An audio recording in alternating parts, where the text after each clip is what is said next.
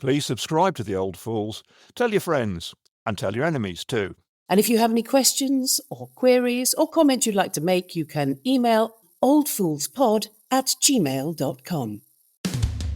Hello, I'm Ian Martin, comedy grandpa and recovering optimist. Welcome to our popular shitcast. The rest is fucked, mate. And who's this? Back from the sea with silver buckles on his knee. It's Bonnie Davy Quanto. Hello, my real name is David Quantick. I'm a well-respected broadcaster and writer with awards coming out the wazoo. And I'm delighted to introduce our amazing guest. She's a star of comedy, drama and voiceover. It is, of course, the fantastic Laura Shavin. Hello, Laura. Hey, Hello Laura. there. Hi, thank you very much. I prefer to think of myself as a sort of multi-hyphenate, like a model, actress, whatever, without the modelling and probably the acting. So that really makes me a whatever, but it kind of covers everything there. What might the more ignorant readers and listeners indeed know you from, Laura? They might know me from the Now Show, although I haven't been in it for a few years, mainly because I have a stupid surname that everyone goes, Shavin, are you sure? Are you sure it's not Shavin? Also, it's not on anymore. No, there is that as well. But I was the voice of various annoying companies when you phone them up, and I will say, for accounts, press option 1. I do that. Oh my God, it's you! It is me. Fucking hell! I was on for half an hour the other day. That explains why when we had our first conversation, I kept jabbing at my phone, trying to get rid of you to talk to an actual human being. And I also did a marvellous podcast, which Mr. Quantick here himself was the first guest of, called Offcut Straw, about writers and their rubbish writing. And Quantick was the first person I thought of, so he was Rubbish my first writing. guest. Fantastic. Yeah, Yes. I've got not so much a drawer as a bulging ocean liner full of rejected Thank scripts. God. I was wondering where that was going. Right, who's going to go first? You. Me? Why not? All right, I've got, unwittingly, more than usual to talk about, sadly. First of all, I was going to talk in a comedic manner about 4 cock wanks in top knots called spines or snipes or something. God, These yeah. 4 turd bros, as they're known, they're basically a bunch of muscle-bound wankers in America who've decided to set up an AI publishing house. As a writer, of course, I love AI because it really takes the work out of money and vice versa. And these, I'm really trying not to say a very bad word. Ian will probably say it later. These men Sure. are publishing 8,000 books this year. The only way I can think that they can do it is they start off, say, with A Tale of Two Cities, and they go, it was the best of times, it was the worst of times, and then an hour later publish a slightly different version, which goes, it was the best of fish, it was the worst of times. Then the next one goes, it was the best of fish, it was the worst of Wednesday. And by the end, 8,000 books later, you've got a book which basically is just Tiny Tim, Kipper's wank fuck, top knot, shit bag, aerosol can, munge bunge. I would buy that. I think you did. I think you wrote it, actually. I think I saw it next to the real Boris Johnson biography in Smith's. Shut up. Only 8,000. Surely AI can write a book in about a minute and a half. So I would have thought millions of books would be coming out by AI, no? Yeah. Have you ever been AI'd, Laura? Have you ever? Yes. You have? I have. AI is a terrible, terrible problem for the voiceover industry, such as it is. I mean, I know we're not at the top of the list of people to feel sorry for. We're sort of up there with estate agents and politicians or whatever. But voiceovers, it's very easy now to get an AI version of voiceover certainly for basic things like voice messaging, phone messaging, and e-learning. The stuff that most of us earn our bread and butter is gone. 80% of the voiceover industry can be given to AI right now, today, let alone when it gets developed and is really good. So I'm not a fan of AI either, I have to say. I like the idea that these guys always describe themselves as disruptors. As though it's like a really good thing, but it's never like we're like disrupting medicine with a cure for cancer. It's like we're disrupting this funeral by crashing through the crematorium doors in a golf cart, spraying piss from a cannon. Yeah, it's kind of disrupting. The Keystone Cops, to use a reference that Ian would get. It's just I've disrupted this birth by making the baby swallow a grenade. Good move. It's disrupting everybody's capacity to earn money. I'm sorry, that's a bit serious, isn't it? But it's disrupting people's earnings, isn't it? Well, okay, confession time. I mean, I have taken 50 quid from these people in exchange for allowing him to scrape the half dozen or so memorable moments from my otherwise tedious life and turn it into what they're calling an autobiography. Oh. And you can order it on Amazon. You got 50 quid for your autobiography. I did. They were robbed. Well, I mean, price per unit. I mean, there are 1,600 of these autobiographies. In one of them, I'm a magician in a little hat. In another one, I'm an ironmonger with a lisp. The possibilities are endless. Though a bizarre thing has happened this week, talking of AI, in that I'll just set it up at great length. There's a Scottish singer called Horse. She's fantastic. She's one of my favourites. And I went to see her the other night, and somebody, thinking to be ironic, said, "Oh, do you think when you've been working for the NME in the old days, David, you might have written about her? Probably not, because of The Man or something." So I said, I actually did write about Horse for the NME. So there, and I thought, I'll look up the review. So I typed. If you can't see me at home, I'm pretending to type now. Pressed a button, got through to Laura. Line 1 is busy. Someone will call you back. See, I could do your job. Could you do mine? Probably. Anyway, so I Googled David Quantick Horse. And this is what I got from AI Overview. This is real. David Quantick has a horse named Dave the Horse. That reviews records and live shows and interviews bands. Dave the Horse has reviewed thousands of records and interviewed hundreds of bands. And then it goes on, Quantick has described Horse as having one of the finest voices of modern times, because I actually did, it has mixed a review I did of Horse, the singer, with a comedy piece I wrote for Record Collector, in which I claimed to have a horse that reviewed records and live shows and interviewed bands. Wow. And there's also a blurry picture of a horse, which presumably is Dave the Horse. Well, we'll never know, because they try to disguise his identity. Quite rightly. They blurred the caption so that somebody can't go, "That's my horse, Alan." I mean, should we mention, just briefly in passing, Greg Wallace at all? Or? Please. Yes. Normally I don't touch the news, as I mentioned. I mean, same here, but I mean, look, fingers crossed, I'm down to the last 6 for replacement presenter on MasterChef. And he's right, I think. It is. No, he's right. It is middle-class women of a certain age who... This is my tribe you're talking about here. Yeah, I know. My tribe. You guys, you're the ones who always object to this.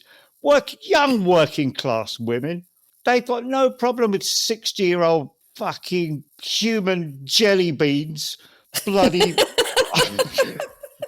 pervy all over them. It's just you lot. So can you just wind it in? You've ruined this man's life. Luckily, because I'm up for the replacement. They've told me, the BBC, I don't want to piss about too much with the format, so they told me that sexual references are okay as long as they're self-referential and consent is offered. So... What you mean, like, I've got a nice arse? Yes, yeah, exactly. What I was thinking. That, my love, is a volcano of food in motion. I could eat that all day, happily with a spoon. I've just had my tits done. Do you want to have a look?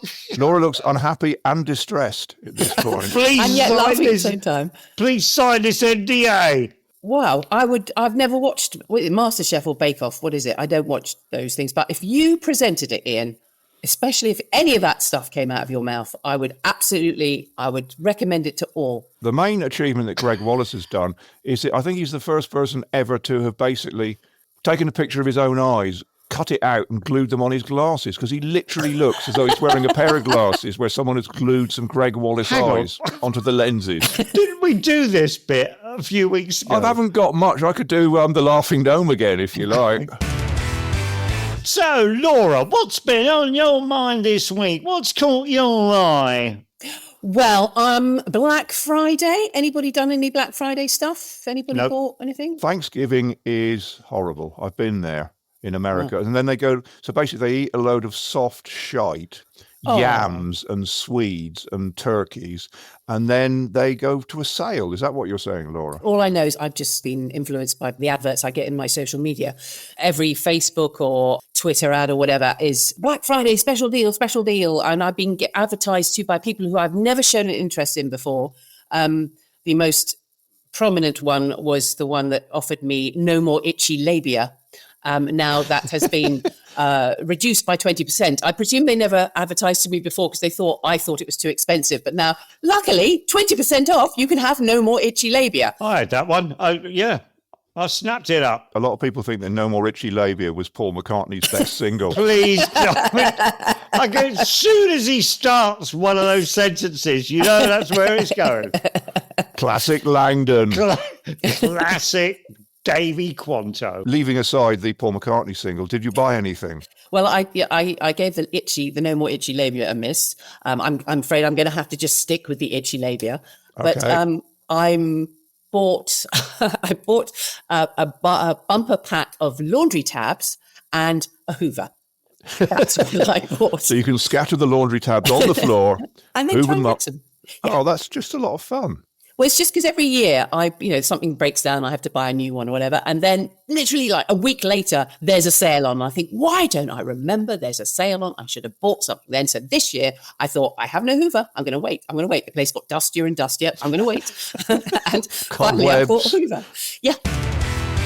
Black Friday is the earliest you can start talking about Christmas films, Laura. Christmas films on Netflix have been on for the last, I don't know, at least week and a half. Oh, God. They're around the whole year around. Are they AI yet? Because they're mostly a woman who's just got divorced, boo, whore, in the world of Hallmark. She's moved back to a small town away from the city, the 15-minute city where the Anywheres live. Do you know about Anywheres, by the way? Do you know No, what Anywhere? it wasn't anywhere. Am I in An anywhere? anywhere, this is a right-wing slur. An anywhere is someone who doesn't stay in the shitty town where they were born and moves to another town and is comfortable living anywhere in the world. Anyway, this woman, divorced, wasn't anywhere, and she moved back to her small town full of quirky people who wear red Pendleton shirts, and she meets, guess what, an unmarried doctor or dentist, and she learns the true value of Christmas and presumably pregnancy. You missed out the very important bit that they were childhood sweethearts. They were sweet- childhood sweethearts. And actually, the ones I've been watching have been the other way around. So the woman is still based in that tiny little town, and she runs the family business of carpentry, hotellerie, baking cakes, making chocolates. And her childhood sweetheart, who let her down at prom, went off, made a lot of money, came back. He's bought into the business. Oh my God, they now have to work together. It's the most unbelievable. I've watched about 4 of them. I thought I would watch them to sort of like discuss them on this podcast. But I'm really, really lost the will to live after a while. Although I have to point out one. There's one on Netflix called Fall into Winter. So determined not to offend anybody, they can't even use the word Christmas in it. They call it Winterfest. Nobody's allowed to. Winterfest. Yeah. And Yeah, they won't you say the word. They don't say that her grandparents, where she learned her chocolate making skills from, came from Belgium. They mention it way later after they've just lowered the expectation. Said they came from Europe. So where are your grandparents from? Oh, they're from Europe. God forbid anybody should take offence at an actual country name. But the most important thing about this is it's got Lori Loughlin in it. Do you know who Lori Loughlin is? No. She is a woman who has done loads and loads of like soapy stuff in America. So she's quite a big star, but she's no, Angelina Jolie. But she went to prison recently because she and her husband tried to buy her 2 daughters a place at a decent university. And there was a big scandal. Do you remember this? Oh, I do, yeah. And they made an example of her and her husband. She went to prison for 2 months. So I'm watching it going, she's actually lived Orange is the New Black. And I'm looking to see if maybe they've covered up some tattoos or she's got some kind of cut or piercing. No, can't see anything. But wow, she's recovered pretty quickly. You would think the way the censoriousness of America, you'd think that she would never work again. But no, she's up there being a leading lady in a Christmas movie called Fall into Winter. Called Out for Christmas. That's what it should be called, yes. There is a lovely scene in Fall for Winter when Santa Claus taps her on the shoulder and she chivs him. Gets him down with the shaft of a bread knife. Okay, look, contemporary Christmas movies are terrible, but old ones are shit as well. I mean, especially, Laughs nervously. Come on, they are. What about that one everybody loves because it's so lovely and heartwarming? It's a Wonderful Bank. Do you know that one? Yeah, it's a great film. It's all. I mean, it's great if you're a capitalist. I mean, that's what Christmas is all about. So we need to save the bank. There's a run on the bank. We've got to save the bank. Oh, he's done it. Well done. Oh, someone's got to put fucking $8,000 or whatever it is in the bank. I hope he doesn't lose it because what happened? Oh my God, the guy's going to lose his job at the bank. Oh, the town's having a whip round to save the guy from the bank. Oh, the bank's saved. Oh, it's a wonderful bank. Fuck off. Clarence the Angel. Yeah, yes, Clarence the Angel, though. In Lovely. Ian's version, James Stewart would jump off the bridge and Ian would be throwing rocks onto his back to make him sink faster. Die, you wanker. It would be called Die, you wanker. Can I use that as a segue? Well, talking of angels, I have been fixated, not just with COVID, but with the concept of heaven, but without God.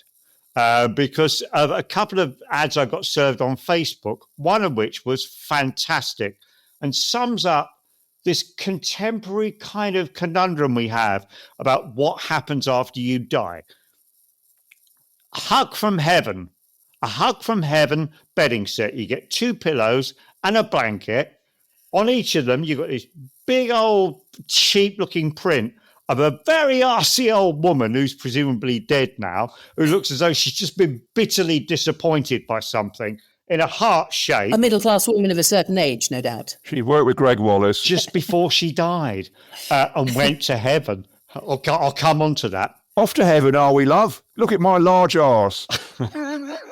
That's what Greg Wallace would say if he was Thank the Grim you. Reaper. And underneath this is a verse, and it goes, "When you really miss me, hug this blanket tight. I'm sending you my love and hug, morning, noon, and night." What the bit I loved best was it flashed across the face of R.C. Cindy, 1952 to 2024. It says, "Photo, name, and year can be changed." If you like. I'm really pleased because I saw that ad and I was thinking, oh, what a shame. If they only did one for my actual grandmother, I would have bought that. But I don't want to be hugging this flat corpse I've never met. Oh, so suppose you didn't change the name and date of it, and you've got Cindy, and she doesn't know the fuck you are. The thing I object to about this is you don't hug a blanket; they're thin things. You hug a cushion. It's a pillow, isn't it? You said it was a pillow with the face on it. 2 pillows and a blanket. You improvise a grandmother from 2 pillows and a blanket. Can't use your imagination. Do both pillows have the face on it so you can hug both? Or does if one pillow have a face and the other has the body and you can join them together? The blanket has the body, the pillow has the head, and you could do that. You can walk around going, look, I'm Granny. You can wrap it around your face like that Irish band Kneecap. You can wrap the granny pillow, go, hello, give me all the money in the bank. What a great idea. You can make a massive cock and balls out of it if you want. In fact, Ian's got one here he made already. My point is she still obliged, Cindy in heaven, to give you a hug if you bought her by mistake, having forgotten to change the details? I mean, and what kind of life is it in heaven if you are Cindy and everyone's bothering you for a hug? Oh, I'm just going to sort out my knickknacks and where the klaxon, the hug klaxon goes. And she's off. She's got to give someone a hug. So what's this got to do with the absence of God? Yeah, that's so does that mean you believe in heaven after all then? The people who describe themselves as atheist on social media are always the first people when one of their rock idols dies. Johnny Molester, R.I.P. I hope you're jamming up in heaven with Prince and Hendrix. There's no God involved in this heaven. It's just full of grannies and Hendrix pottering around in their conservatories being summoned away by fucking jam or hug klaxons. So who's in charge of heaven these days, do we think? I don't know. Laura, who's in charge of heaven? You're a voiceover artist. You might know. Oh, yes. That's right in my remit, that is. Yeah. Joanna Lumley. Maybe Joanna Lumley's in charge of heaven. She did help the Gurkhas, and the Gurkhas live on mountains which are quite close to heaven. I'm trying to think of something I can say in a Joanna Lumley voice that would. I've written voiceovers for documentaries, so I can give you a template, a generic. So what you do is you do a crappy link. You go, meanwhile, and then you go, Joanna Lumley is the Queen of Heaven. Try that. Meanwhile, Joanna Lumley is the Queen of Heaven. There we go. See, I'll buy that. See, sorted. Now the assisted dying bill's finally fucking passed. What happens, and I know I'm repeating myself here, but what happens to Paddington Bear, the acceptable face of palliative care? Because He's back. No, he's back, but he's okay. So he's notionally sentient because he's Ben Whishaw, but Ben Whishaw is mortal. So Paddington Bear is also notionally mortal. What happens when he dies? Who's going to lead him off by the hand to this godless heaven? Peppa fucking Pig? Will it be Timothée Chalamet?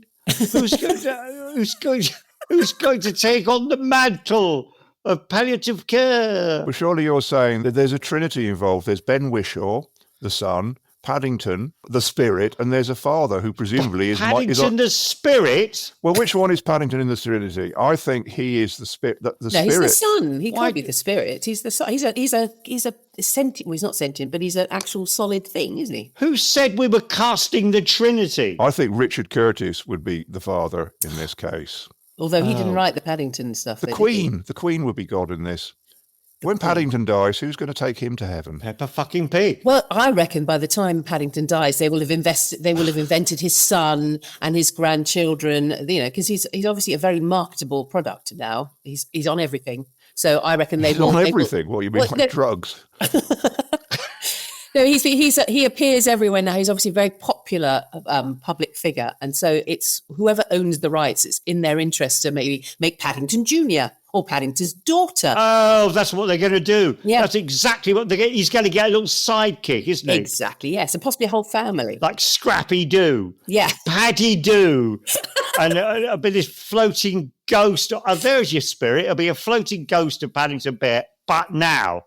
And ready to take on the mantle. I want to see Paddington Bear's Christmas Carol. Paddington is Scrooge. He's a grizzled, evil bear in the future. What a brilliant idea. Oh, my God, that's excellent. I like to see Paddington Bear's steaming guts spilled all over my kitchen floor so I can slither around in them laughing. And Laura could come in with her vacuum cleaner. There we are. Paddington Bear's A Christmas Carol. Yeah. Where are the poor? Put them in the workhouses. Were they not designed for this? Paddington watching tearfully as Tiny Tim, who I don't know is a shit bear with no legs, is lying on his bed. A mouse. A shit bear with no legs. Can you imagine the title page of the book? Dramatis persona, Paddington Bear, a miser, Tiny Tim, a shit bear with no... That's why they call him Tiny, because he's only fucking 2 foot tall, because he's got no legs. I would be taller, sir, had I legs. Hang on, that's tiptoed through the tulips, Tiny Tim. Are you getting your cultural references screwed up again? Your stories are shorter with COVID, which is interesting. So you shorted out the diversion side of your brain. Now that sounds like a copy line. Stories are shorter with COVID. Get COVID today. Lives are shorter with COVID. Yeah. This Black Friday, why not treat yourself to COVID? We're laughing about it now. We wouldn't have been laughing in 2000 and whenever it was. Yeah, who's laughing now? Apart from us, no one. Oh, sorry, Quantic. You were talking earlier about Band-Aid, I think. Who the fuck are you meant to be? Some old club bore barreling over. Do you think I might look at your copy? You! Oh, God, he's back. The COVID's worn off. Ian's innate sense of rage and bitterness has burst through. He's cured COVID. We don't need a vaccine. You just need to mildly offend Ian Martin so he explodes in a cloud of pus and vitriol. Wow. Yes, Ian, I did briefly mention Band-Aid earlier because it is one of my favourite things of the year. One thing I have to say is this year I finally get to agree with Ed Sheeran. Oh, So I sounded a bit That's Life then. Finally get to agree with Ed Sheeran, Esther. Why is that, Kieran? Well, it seems this week they've done yet another anniversary version of Band-Aid, but to save time, and because nobody knows who Bono is anymore, they've done this weird sort of medley greatest hits Band-Aid of all the previous. I'm getting really fed up saying Band-Aid now. All the previous versions of Do They Know It's Christmas? And they've mixed them up. And they put Ed Sheeran in because he was on Band-Aid, whatever, 2021, don't write in. And Ed Sheeran's very upset because he's read about Africa now and he knows about colonialism. And there's two sides to the story. And also they didn't ask him, which fair point, they shouldn't have put him in. But I agree, I'd quite happily just take him out. I watched the video this morning with my kids. I found myself jabbing at the screen going, there he is. There's the Band-Aid traitor. Know his name, kids. Ed Sheeran. And they left the room. Crying. but you agree with him. You agree with him that they were wrong to put him in. No, I agree. Well, yes, because I don't like Ed Sheeran. I think, what does he do? He plays a twangy guitar that goes on a loop, and it ruined Game of Thrones. There's a moment in Game of Thrones he wanted to be in it. So there was a scene around a campfire where someone else was singing, which was weird, and they kept cutting to Ed Sheeran. He was just an Ed Sheeran peasant in Game of Thrones times. And every time they cut to him, all I could think was, that's Ed Sheeran. And it completely ruined the realism of the dragon-obsessed magic land of incest and warfare that was Game of Thrones. So, yeah, I agree with that. But also, Band-Aid is my favourite Christmas record. I love it. I love it to pieces. I've got all the formats.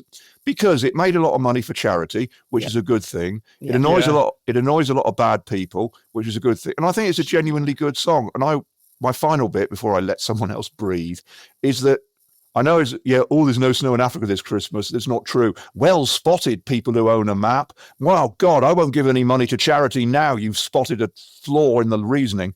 But also the line that other people hate, and they changed, tonight, thank God it's them instead of you. Yes, it's horrible. It's meant to be horrible. It's fantastic. Bob Geldof, punk rock, sardonic cynicism about humanity. Oh, it's God, the center of the song. What are you on about? It's good. Tonight, thank God it's them and not you. Now, that's good because it's punky and ironic. Is that what you're saying? It's not ironic. No, it's true. It's the truth of it. Yeah, I agree with you. That it's a very truthful statement that people would be ashamed to say out loud, but they're being... But they're being invited to by Bob Geldof. Bob Geldof is inviting you to say, thank God it's them and not me. No, he's not. He's saying something that is true and in a lyric, and that's why I really like it. Oh, my God. What great. Okay, that's it. I'm out. Wrap this up, everybody. I'm sick of David Quantick and his stupid fucking ideas. Well, we lasted 7 weeks. Laura, thank you for being our final guest. Oh, well, thank you for having me. Joanne, love it. Thank you for having me, boys. It's been an absolute delight. I feel strange in my trouser zone. Oh, yeah, now. me too. I went all shivery. Yeah, it was good. But you make a lot of money. But not in a Greg Wallace way. No. Just consensually shivery and I shan't be complaining to the management, don't worry. Even though I am a middle-class woman of a certain age, your secret is safe with me. You've been listening to The Old Fools with Ian Martin, David Quantick, and special guest this week, Laurie Shaver, our lovely producer, Steve Doherty. For Giddy Go Productions, please like, rate, and review The Old Fools because we like doing it as much as you like hearing it. Maisie, stop it! Like, rate, and review. Giddy Go.